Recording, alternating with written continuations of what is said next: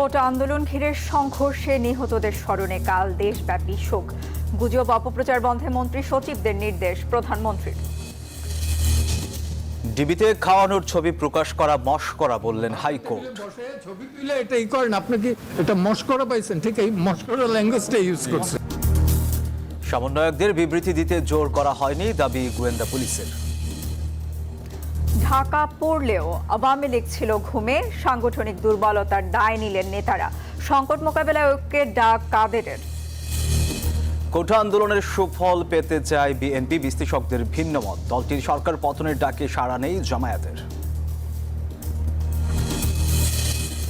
Internet বন্ধে আউটসোর্সিংয়ে ক্ষতি প্রায় 400 কোটি টাকা। কার্যাদেশ হারিয়েছেন অনেকে, ভবিষ্যতে বিকল্প ব্যবস্থার পরামর্শ। হিজবুল্লাহ ইসরায়েল যুদ্ধের শঙ্কায় মধ্যপ্রাচ্যে উত্তেজনা। ইরানের সতর্কবার্তা, গাজার যুদ্ধবিরতি চুক্তি নিয়ে সোচ্চার এরদোয়ান। এবং ক্রিকেটের বিশ্ব দরবারে কদর বাড়ছে বাংলাদেশের। আইসিসি এসিসির নজরে ঢাকা 2027 সালের এশিয়া কাপের আয়োজক বিসিবি।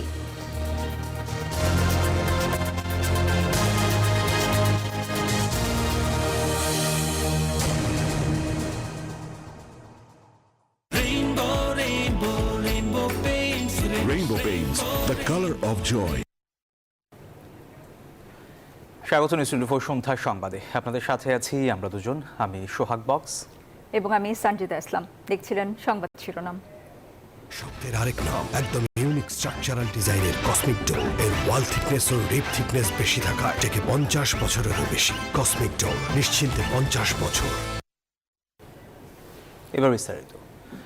কোটা আন্দোলনকে ঘিরে সহিংসতায় নিহতদের স্মরণে কাল দেশব্যাপী শোক ঘোষণা করেছে সরকার। সকালে মন্ত্রিসভার বৈঠকে এই সিদ্ধান্ত হয়। মন্ত্রিসভার একজন সদস্য জানান, আন্দোলন ও সহিংসতাকে কেন্দ্র করে সৃষ্টি হওয়া গুজব ও অপপ্রচার বন্ধে মন্ত্রী সচিবদের নির্দেশ দিয়েছেন প্রধানমন্ত্রী। কোটা বিরোধী আন্দোলনে সহিংসতার পর আজকেই ছিল প্রথম ক্যাবিনেট বৈঠক। সকালে প্রধানমন্ত্রীর কার্যালয়ে অনুষ্ঠিত বৈঠকের শুরুতেই কোটা বিরোধী আন্দোলন ও তা ঘিরে উদ্ভূত পরিস্থিতি নিয়ে বিস্তারিত আলোচনা হয়। সহিংসতার ঘটনায় এখন পর্যন্ত 150 জন মারা যাওয়ার হিসেব মন্ত্রিসভায় তুলে ধরেন স্বরাষ্ট্রমন্ত্রী। এছাড়া মন্ত্রীরা তাদের মন্ত্রণালয়ের ক্ষতির হিসেবও তুলে ধরেন ওই বৈঠকে। পরে মন্ত্রিপরিষদ সচিব জানান, নিহতদের স্মরণে মঙ্গলবার জাতীয় শোক ঘোষণা করেছে সরকার। ওই দিনের ঘটনায় যারা নিহত হয়েছেন, ওই কোটা আন্দোলন নিয়ে যারা হতাহতের ঘটনায় যারা নিহত হয়েছেন, তাদের জন্য একটি শোক প্রস্তাব গ্রহণ করেছেন।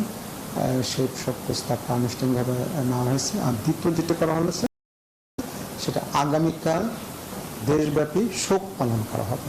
এদিকে মন্ত্রিসভার বৈঠকে অংশ নেয়া গৃহায়ণ ও গণপূর্ত মন্ত্রী জানান, অপরাধীদের দ্রুত বিচারের আওতায় আনার বিষয়ে আলোচনা করেছে মন্ত্রিসভা। আপনারা তো এই দেশের মানুষ। এ ঘটনার প্রেক্ষিতে সারা দেশে যে গুজব ও অপপ্রচার হচ্ছে তা নিয়ে সচেতন থেকে কাজ করতে মন্ত্রী ও সচিবদের নির্দেশ দিয়েছেন প্রধানমন্ত্রী শেখ হাসিনা। পুরো বিষয়টার পেছনে একটা কনস্পিরেটরিয়াল মুভ ছিল। কালো বেশ ধারণ করা হবে, মোনাজাত করা হবে, এইটা আর অপরাধীদেরকে খুঁজে বের করে তাদেরকে আইনের আওতায় আনা। এদিকে মন্ত্রিসভা বৈঠকে মহেশখালী কুতুবদিয়া সমন্বিত কর্তৃপক্ষ আইনের খসড়ার চূড়ান্ত অনুমোদন হয়েছে। অনুমোদন দেওয়া হয়েছে ভারত বাংলাদেশের মধ্যে বিমান চলাচল আইনেরও। মহেশখালী সমন্বিত উন্নয়ন কর্তৃপক্ষ আইন 2024-এর খসড়া চূড়ান্ত অনুমোদন। শানাজি ইয়াসমিন, নিউজ 24, ঢাকা। কোটা আন্দোলনের সমন্বয়কারীদের ধরে এনে ডিবি অফিসে খাবার টেবিলে বসিয়ে জাতির সাথে মশকরা করা হচ্ছে বলে মন্তব্য করেছেন হাইকোর্ট। সোমবার 6 সমন্বয়ককে তাদের ইচ্ছার বিরুদ্ধে হেফাজতে রাখার বৈধতা চ্যালেঞ্জ করে এক রিটের শুনানিতে এই মন্তব্য করেন আদালত। তবে ডিবি প্রধান বলছেন, শিক্ষার্থীদের দ্রুত সময়ের মধ্যে পরিবারের কাছে ফিরিয়ে দেওয়া হবে। গত 3 দিন ধরে ডিবি হেফাজতে নাহিদ ইসলাম সহ কোটা আন্দোলনের 7 জন সমন্বয়কারী হেফাজতে থাকা অবস্থায় আন্দোলন থেকে সরে আসার ঘোষণা দিয়ে তাদের বিবৃতি ও ডিবি প্রধানের সাথে খাবারের ছবি সামাজিক যোগাযোগ মাধ্যমে প্রকাশ নতুন করে আলোচনা সমালোচনার জন্ম দিয়েছে। সোমবার কোটা সমন্বয়কারীদের হেফাজতে রাখার বৈধতা চ্যালেঞ্জ ও চলমান আন্দোলনে শিক্ষার্থীদের উপর সরাসরি গুলির নিষেধাজ্ঞা চেয়ে হাইকোর্টে রিট করেন দুই আইনজীবী। শুনানিতে শিক্ষার্থীদের নিরাপত্তার কথা তুলে ধরে তাদের খাবারের প্রসঙ্গ তুলে ধরেন রাষ্ট্রপক্ষের আইনজীবী। এ নিয়ে আদালত মন্তব্য করেন, ভাতের টেবিলে বসে ছবি তুলে এটাই করেন, আপনি কি এটা মস্করা পাইছেন? ঠিক এই মস্করা ল্যাঙ্গুয়েজটা ইউজ করছেন। আমরা আদালতে বলেছি নিরস্ত্র প্রতিবাদকারীদের উপরে গুলি চলতে পারে না, যেটাকে ইংরেজিতে লাইভ রাউন্ড বলা হয়, সেটি করার কোনো সুযোগ নেই। আর অনেক ভিডিও আপনারা দেখেছেন, একটি কিশোর চারতলা একটা নির্মাণাধীন ভবন থেকে সে ঝুলে রয়েছে, তার কিচ্ছু করার উপায় নেই, ওই অবস্থায় তার উপর গুলি চলেছে অনেকবার। ওনাদের হেফাজতে এই 6 জন ছাত্র আছেন, তারা বারবার বলেছেন, সবার কাছে স্বীকার করেছেন, তাদের সাথে তারা খাওয়া দাওয়া করছেন, এটাও দেখিয়েছেন, কিন্তু কোথায় তারা বলছেন যে তারা তাদের সম্মতি নিয়ে তাদেরকে কাছে রেখেছেন, এই কথাগুলো আমরা পাচ্ছি না। এদিকে বৈষম্যবিরোধী ছাত্র আন্দোলনের সমন্বয়কারীদের কাছ থেকে জোর করে কোনো মন্তব্য নেওয়া হয়নি বলে দাবি করেন ডিবি প্রধান। কাউকে হেনস্থা করা বা কারো প্রতি অন্যায় আচরণ করা সেটা ডিবি কখনোই করে না। শীঘ্রই তারা তাদের পরিবারের কাছে চলে যাবে যদি আমরা তাদের সিকিউরিটি বিষয়টা দেখছি। কোটা সংস্কার আন্দোলনকে কেন্দ্র করে শিক্ষার্থীদের গণগ্রেপ্তার বন্ধ ও ডিবি হেফাজতে থাকা সমন্বয়কারীদের পরিবারের কাছে ফিরিয়ে দেওয়ার দাবিতে বিক্ষোভ সমাবেশ করেছে বিভিন্ন বিশ্ববিদ্যালয়ের শিক্ষকরা। আমার ছাত্রদেরকে যখন ধরে নিয়ে যায়, আমার ছাত্র যখন নিপীড়িত হয়, তখন আমাকে আমার দায়িত্ব, আমি আর শান্তিতে থাকতে পারি না। হাবিবুল ইসলাম হাবিব, নিউজ 24, ঢাকা। এই যে আমার ব্যাংক আরএফএল গ্যাস স্টোভ, এর সায়েন্টিফিক নজল আর ব্রাশ বার্নার তাপকে সমানভাবে ছড়িয়ে খরচ বাঁচায় 25%। আরএফএল গ্যাস স্টোভ নিরাপদ ও গ্যাস সাশ্রয়ী। 304 ফুড গ্রেড স্টেইনলেস স্টিলে তৈরি, যা নিশ্চিত করে জংবিহীন সিঙ্কের আজীবন নিশ্চয়তা। আরএফএল কিচেন সিঙ্ক, স্বাস্থ্যকর কিচেনের চিরস্থায়ী সমাধান। চট্টগ্রাম, রাজশাহী সহ দেশের বিভিন্ন স্থানে বিক্ষোভ করেছে বৈষম্য বিরোধী ছাত্র আন্দোলনের শিক্ষার্থীরা। কেন্দ্রীয় কর্মসূচির অংশ হিসেবে সড়ক মহাসড়কে অবরোধ করে বিক্ষোভ করে তারা। বিভিন্ন জায়গায় পুলিশ ছাত্রলীগের সঙ্গে সংঘর্ষের ঘটনাও ঘটে। ঢাকায় 3 জন, চট্টগ্রামে 15 জন সহ সারা দেশে গ্রেপ্তার হয়েছেন বেশ কয়েকজন।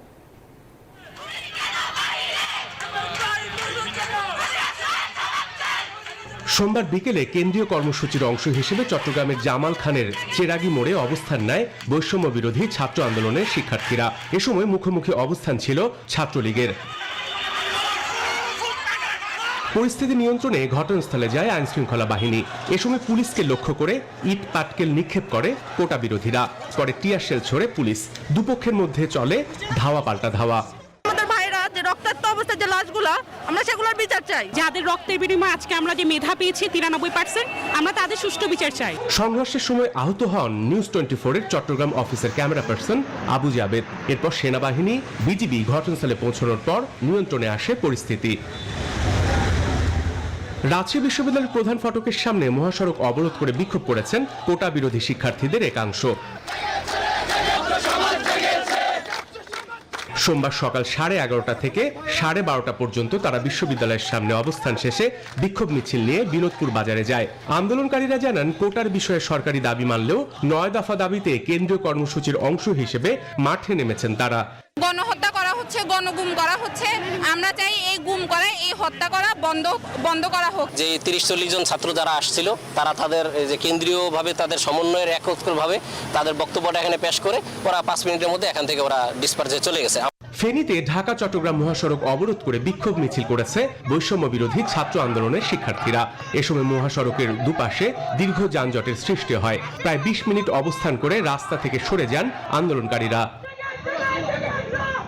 যশোরের ধর্মতলা মোড়ে সোমবার বিকেলে জড়ো হন আন্দোলনকারী শিক্ষার্থীরা। সেখান থেকে মিছিল নিয়ে শহরের দিকে প্রবেশের চেষ্টাকালে সংঘাতের আশঙ্কায় পুলিশ তাদের ছত্রভঙ্গ করে দেয়।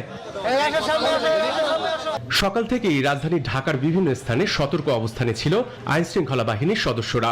রামপুরা ও মিরপুরে বিচ্ছিন্নভাবে নামার চেষ্টা করে শিক্ষার্থীরা। এ সময় ব্র্যাক বিশ্ববিদ্যালয়ের সামনে থেকে সন্দেহভাজন হিসেবে 3 জনকে পুলিশ হেফাজতে নেওয়া হয়। এছাড়া নোয়াখালী, ঠাকুরগাঁ সহ দেশের বেশ কিছু স্থানে বিক্ষোভ করেছেন কোটা বিরোধী শিক্ষার্থীরা। Desk report, news 24। বিজলি কেবলস যে কোনো স্থাপনার বৈদ্যুতিক সংযোগকে রাখে নিরাপদ। এর স্কিন কোটেড ইনসুলেশন সম্পূর্ণ ফায়ার রিটার্ডেন্ট, তাই বিজলি কেবলস নিজেই নিজেকে নেভায়। বিজলি কেবলস, নিরাপদ আজীবন। চলমান রাজনৈতিক পরিস্থিতি নিয়ে গণভবনে 14 দল নেতাদের সঙ্গে বৈঠক করছেন প্রধানমন্ত্রী শেখ হাসিনা। বিস্তারিত জানাতে ফোনে যুক্ত হচ্ছেন সহকর্মী শাহ আলী জয়।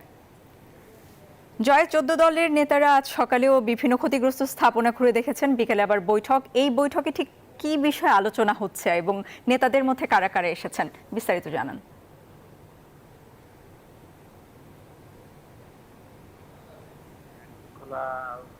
যে অবনতি ঘটেছিল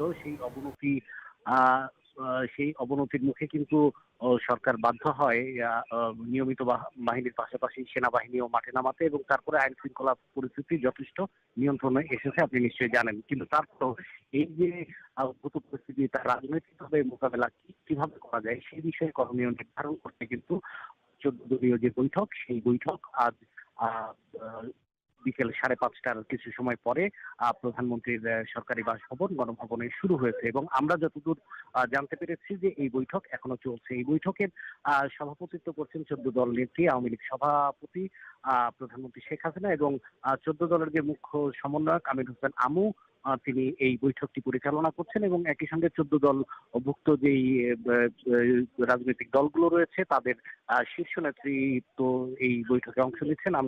আমরা দেখেছি রাশেদ খান মেনন, দিলীপ বড়ুয়া সহ 14 দলের অন্যান্য যে শরিক দলগুলো রয়েছে তাদের নেতারা কিন্তু এই মুহূর্তে গণভবনে রয়েছেন। আসলে বৈঠকের পূর্বে নেতাদের সঙ্গে কথা বলে আমরা যেটা জানতে পেরেছি যে আসলে এই ছাত্র আন্দোলনকে পুঁজি করে যে নাশকতা তৈরি হয়েছে, এই নাশকতার পরিপ্রেক্ষিতে দেশব্যাপী নানা ধরনের গুজব তৈরি হয়েছে, দেশব্যাপী নানা ধরনের অপপ্রচার তৈরি হয়েছে। সেই অপপ্রচার কি করে মোকাবেলা করা যায়, মোট কথা রাজনৈতিকভাবে যে সহিংসতা হয়েছে, যে নাশকতা হয়েছে তা কিভাবে মোকাবেলা করা যায় সেটি আসলে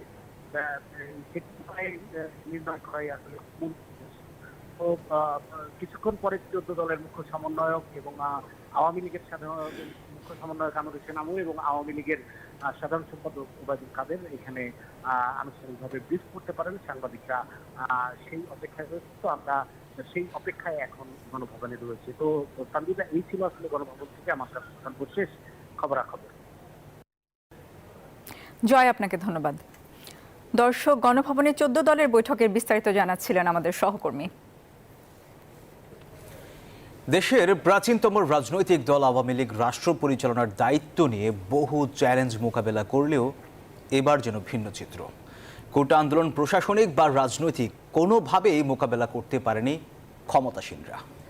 ছাত্রদের আন্দোলনে রাজনৈতিক প্রতিপক্ষ ঢুকে নিয়ন্ত্রণ নিলেও আওয়ামী লীগ ছিল কুম্ভকর্ণের ঘুমে। ফলে স্বপ্নের মেট্রো রেল, এলিভেটেড এক্সপ্রেসওয়ে সহ গুরুত্বপূর্ণ প্রতিষ্ঠান এবং প্রায় 1.5 শতাধিক জীবনের দামে পরিষ্কার হলো ক্ষমতাসীনদের সাংগঠনিক ব্যর্থতার চিত্র। জয়দেব দাসের প্রতিবেদন।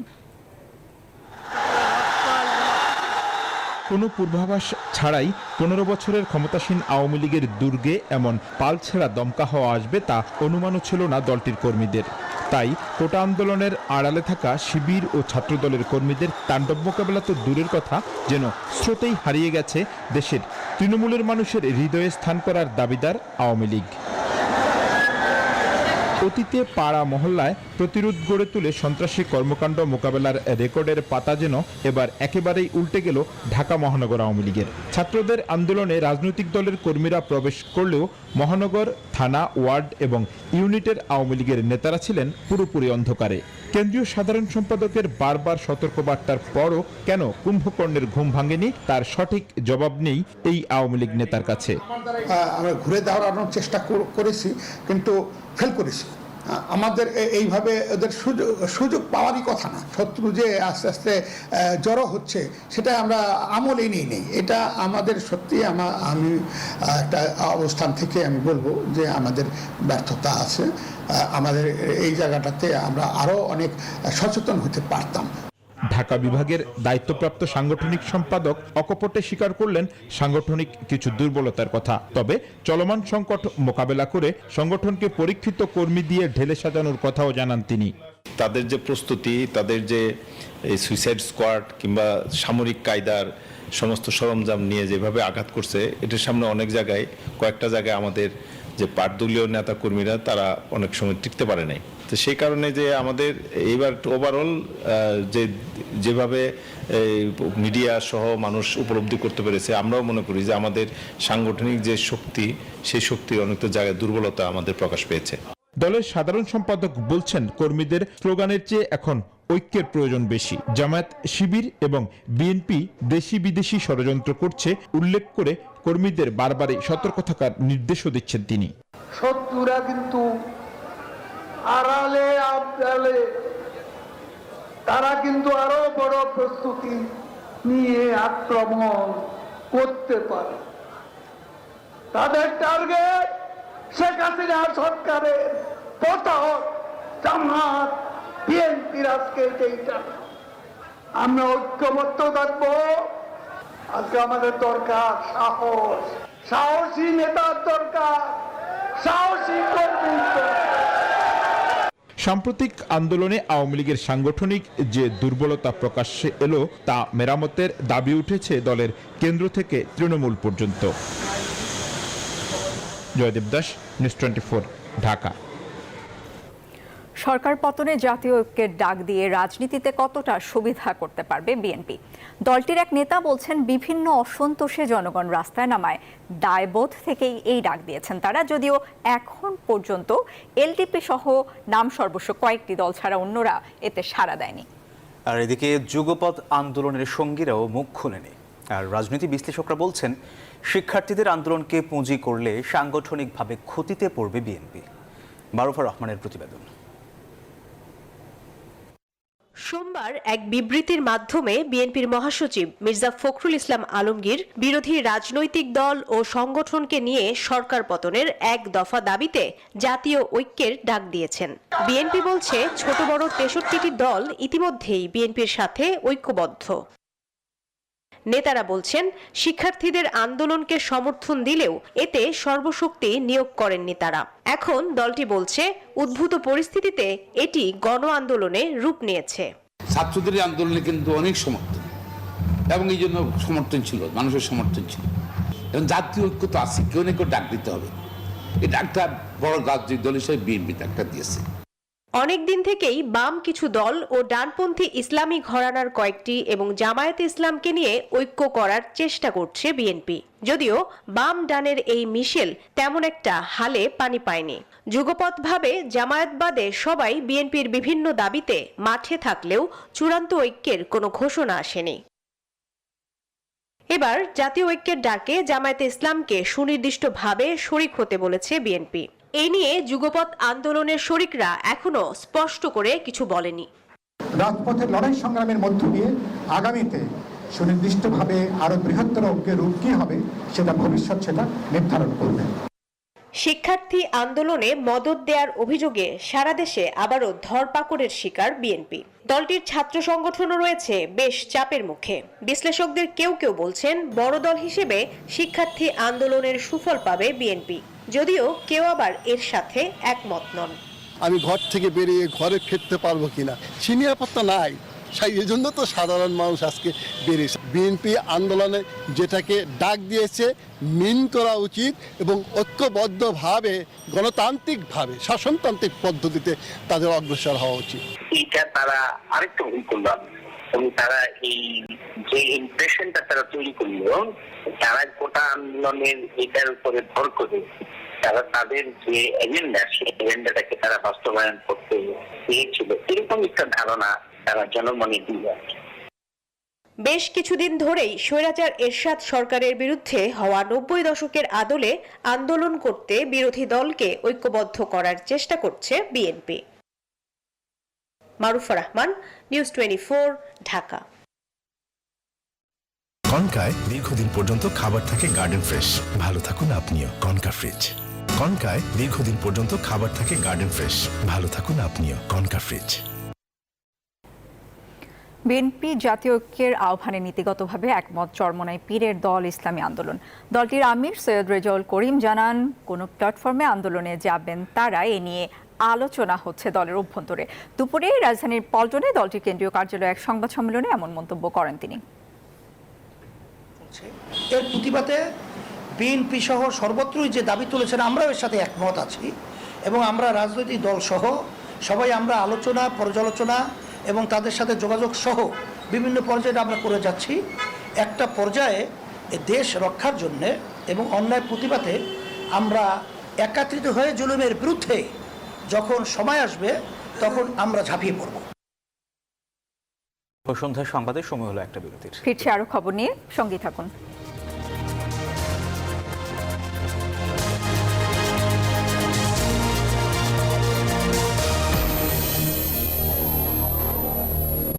ডুডলস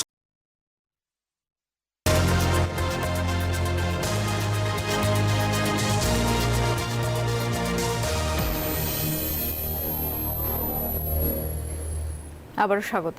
দেখছেন নিউজ 24 সন্ধ্যা সংবাদ। পুড়ে যাওয়া ভবনগুলোতে দখলদার বাহিনী তাদের নমুনা রেখে গেছে বলে মন্তব্য করেছেন 14 দলের সমন্বয়ক আমির হোসেন আমু।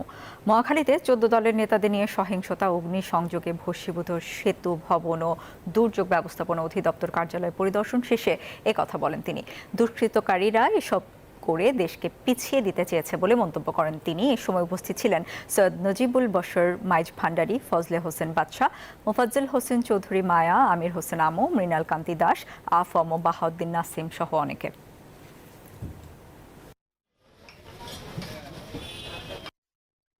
যারা এই দেশের স্বাধীনতা সার্বভৌমত্বকে এখন পর্যন্ত মেনে নিতে পারেনি, বিশ্বাস করে না, যারা এই দেশকে একটি অকার্যকর রাষ্ট্রে পরিণত করতে চায়, তাদেরই কর্মকাণ্ড হচ্ছে আজকে এই স্থাপনাগুলি ধ্বংস করে দেওয়া, যোগাযোগ ব্যবস্থাকে ধ্বংস করে দেওয়া, দেশের অর্থনীতিকে পঙ্গু করে দিয়ে দেশকে পঙ্গুত্ব করে দেওয়া। আরে বাহ, গরুর দুধের চা, বড় লোকের বড় মন। বড় লোক হয়নি ভাবি, তবে মনটা বড় করে দিয়েছে হ্যাপি কাউ। এলো instant milk powder happy cow, যেমন সাশ্রয়ী তেমনি পুষ্টিগুণে ভরপুর। আর এটা নিউজিল্যান্ডের গরুর দুধ, পার্থক্যটা এখানে। হ্যাপি কাউ, গরুর দুধের স্বাদ সবাই পায়। দর্শক, এবার ফার্স্ট সিকিউরিটি ইসলামী ব্যাংক পিএলসি অর্থ বাণিজ্য সংবাদ।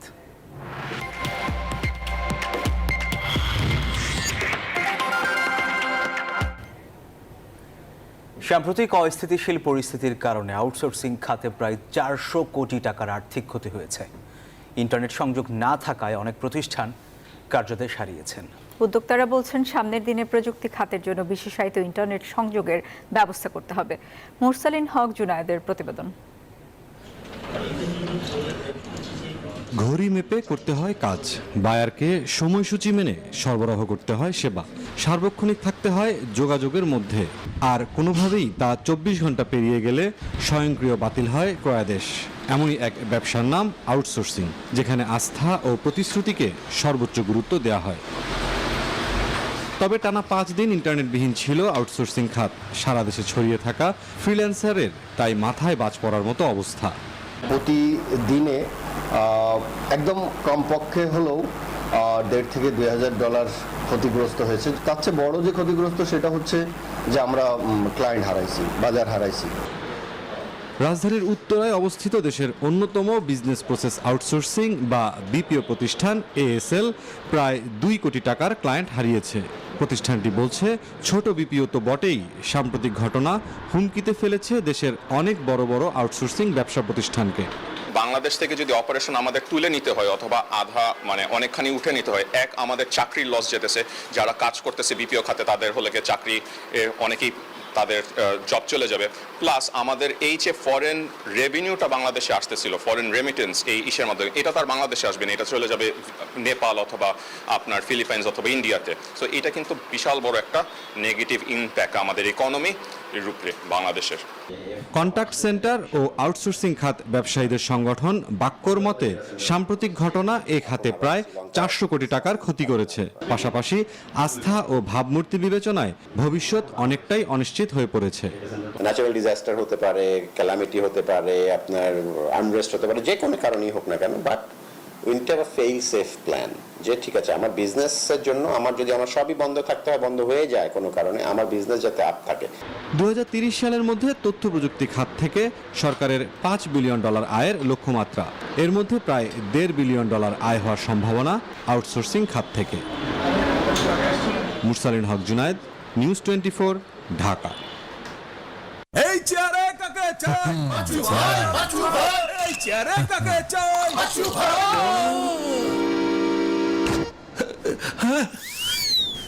আমি এই চেয়ারে বসবো না কি করছিস বাচু ভাই এই চেয়ারকে ভয় পেও না ডেন্টিস্টের পরামর্শে নাও নতুন কোলগেট অ্যাক্টিভ সল্ট যাতে আছে লবণ যা দাঁতের সমস্যা শুরু হওয়া মাত্রই থামিয়ে দেয় নতুন কোলগেট অ্যাক্টিভ সল্ট না থাকবে ব্যথা না থাকবে ভয় নিউজ 24 সন্ধ্যার সংবাদে নিচ্ছি আরেকটা বিরতি, সাথেই থাকুন।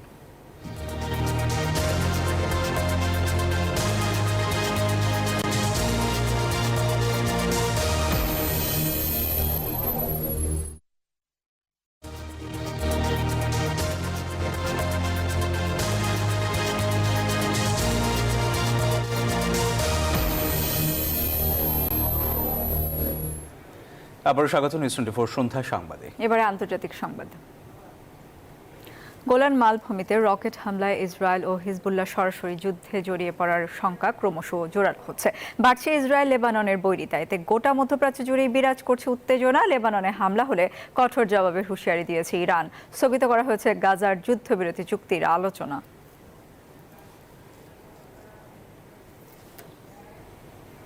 সময় হলো আরো একটা বিরতির, সঙ্গেই থাকুন।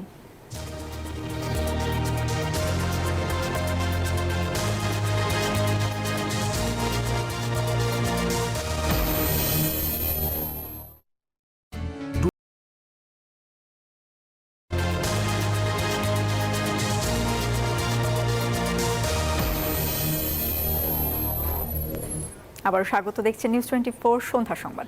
এবার জানাবো খেলা সংবাদ।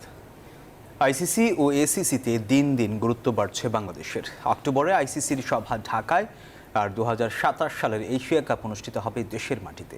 3 আসর পর আবারও বাংলাদেশের মাটিতে এশিয়ার শ্রেষ্ঠত্বের লড়াই হবে ওয়ানডে ফরম্যাটে। আর্থিক সচ্ছলতা ও সাংগঠনিক দক্ষতার কারণে দিন দিন আইসিসি ও এসিসির কাছে গুরুত্বপূর্ণ হয়ে উঠেছে বাংলাদেশ ক্রিকেট বোর্ড। বিশ্ব ক্রিকেটে ভারত, ইংল্যান্ড, অস্ট্রেলিয়ার প্রভাব সবচেয়ে বেশি, এরপরেই বাংলাদেশ। তাই তো আসছে অক্টোবরে আইসিসির মিটিং হবে বাংলার মাটিতে, এমন খবর দিয়েছেন বিসিবি সভাপতি নাজমুল হাসান পাপন।